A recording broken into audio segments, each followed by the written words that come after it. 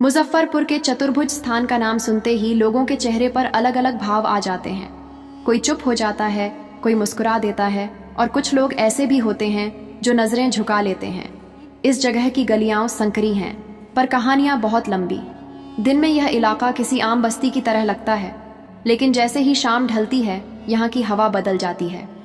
वहीं की एक कहानी है रानी की। रानी का असली नाम कोई नहीं जानता। उसे यहाँ आए लगभग 8 साल हो चुके थे। उम्र मुश्किल से 25 की होगी, लेकिन आंखों में थकान और चेहरे पर जो परिपक्वता थी वह किसी 40 साल की औरत में भी कम ही दिखती है। रानी बिहार के ही एक छोटे से गांव से आई थी। पिता किसान थे, माँ बीमार रहती थी। घर की हालत ठीक नहीं थी, लेकिन उम्मीदें बड़ी थीं। एक दिन गांव में एक आदमी आया, साफ कपड़े, मीठी बातें और शहर में नौकरी का वादा। उसने रानी के पिता से कहा कि उनकी बेटी को शहर में अच्छे घर में काम मिल जाएगा, महीने के पैसे भी ठीक मिलेंगे और रहने खाने की सुविधा भी होगी। गरीबी से जूझ रहे परिवार के लिए यह प्रस्ताव किसी वरदान जैसा था। रानी को शहर भेज दिया गया, लेकिन शहर पहुंचते ही कहानी बदल गई। उसे जिस घर में ले जाया गया वहां से निकलने का कोई रास्ता नहीं था। कुछ ही दिनों में उसे समझ आ गया कि वह धोखे में फंस चुकी है। चतुर्भुज स्थान की उन गलियों में जहां हर दरवाजे के पीछे एक कहानी दबी हुई है, रानी भी एक कहानी बन गई। शुरू के दिन उसके लिए बेहद कठिन थे।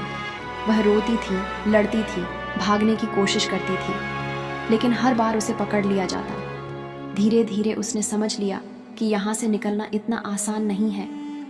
समय के साथ उसने खुद को ढाल लिया, लेकिन अंदर का दर्द कभी कम नहीं हुआ।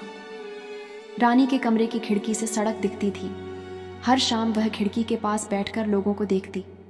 कुछ चेहरे रोज आते, कुछ नए होते। हर चेहरा अपने साथ एक कहानी लेकर आता, लेकिन कोई भी कहानी यहाँ पूरी नहीं होती। एक दिन वहाँ एक लड़का आया, नाम था अमित। वह बाकी लोगों से अलग था। उसकी आंखों में कोई लालच नहीं था, बल्कि एक अजीब सी जिज्ञासा थी। वह पहली बार आया था और साफ दिख रहा था कि वह इस माहौल में सहज नहीं है। अमित ने रानी से बात करनी शुरू की। शुरू में रानी ने उसे भी बाकी ग्राहकों जैसा ही समझा, लेकिन धीरे धीरे उसे महसूस हुआ कि अमित सच में उसकी बात सुनना चाहता है। वह उससे उसके बारे में पूछता, उसके गांव के बारे में, उसके सपनों के बारे में। रानी ने कई सालों बाद किसी के सामने अपने दिल की बात कही। उसने बताया कि कैसे उसे यहाँ लाया गया, कैसे उसने हर दिन खुद को संभाला। अमित चुपचाप सुनता रहा। उस दिन के बाद अमित अक्सर आने लगा, लेकिन उसका आना अलग था। वह घंटों बैठकर सिर्फ बात करता, कभी चाय लाता, कभी मिठाई। रानी को भी उसका इंतजार रहने लगा। एक दिन अमित ने कहा, तुम यहाँ से निकलना चाहती हो?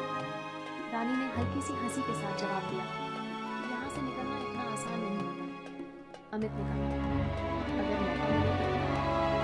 रानी ने लेकिन वह उम्मीद डर के साथ, उसे पता था कि इस जगह से निकलने की कोशिश करने वाले का असर क्या होगा। अमित ने कुछ दिनों तक कुछ नहीं किया। फिर एक दिन वहाँ आया, वही बात हुई, एक संस्था है जो ऐसी लड़कियों की मदद करे। अगर तुम चाहो तो हम कोशिश कर सकते हैं। रानी के अंदर जैसे तूफान उठ गया। एक तरफ आज़ादी की चाह, दूसरी तरफ डर। उसने कई रातें बिना सोए बिताई। अंत में उसने हाँ कह दी। योजना बनाई गई, सब कुछ बहुत सावधानी से करना था। एक रात जब मौका मिला, अमित और संस्था के लोग आए। रानी को वहाँ से निकाला गया, लेकिन कहानी इतनी आसान नहीं थी। कुछ दिनों तक सब ठीक चला। रानी को एक सुरक्षित जगह पर रखा गया। उसे नई जिंदगी शुरू करने के लिए तैयार किया जा रहा था, लेकिन उसके मन में डर अभी भी था। उसे लगता था कि कोई उसे वापस ले जाएगा। धीरे धीरे उसने खुद को संभाला।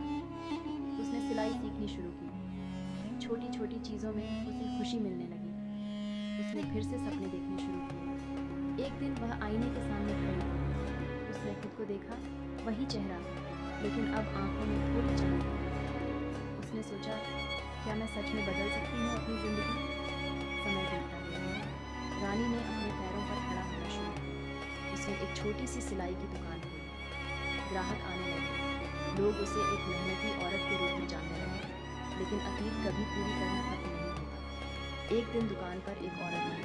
उसने रानी को पहचाना। वह भी उसी जगह से आई थी जहाँ से रानी आई थी।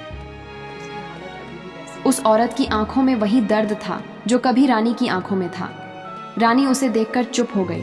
उसे लगा जैसे वह खुद को देख रही हो। उस दिन रानी ने एक फैसला लिया। उसने उस संस्था से संपर्क किया जिसने उसकी मदद की थी। उसने कहा, मैं भी मदद करना चाहती हूँ। मैं जानती हूँ कि वहाँ क्या होता है। अगर मैं किसी एक लड़की को भी वहाँ से निकाल सकूँ तो शायद मेरी जिंदगी का मतलब और बड़ा हो जाएगा। धीरे धीरे रानी उस काम में जुड़ गई। वह चतुर्भुज स्थान की उन गलियों में फिर से जाने लगी, लेकिन इस बार एक कैदी के रूप में नहीं, बल्कि किसी को आजाद करने के इरादे से। हर बार वहां जाना उसके लिए आसान नहीं होता था। पुरानी यादें उसे घेर लेती थीं, लेकिन अब उसके पास एक मकसद था। वह लड़कियों से बात करती, उन्हें समझाती, उन्हें उम्मीद देती। कुछ लड़कियां डर जाती, कुछ भरोसा करती। हर कोशिश सफल नहीं होती, लेकिन हर छोटी सफलता उसे और मजबूत बनाती। एक शाम जब वह उसी गली से गुजर रही थी जहां कभी उसका कमरा था, उसने खिड़की की तरफ देखा। वहां कोई और बैठा था, वैसे ही जैसे कभी वह बैठती थी। रानी ने गहरी सांस ली और आगे बढ़ गई।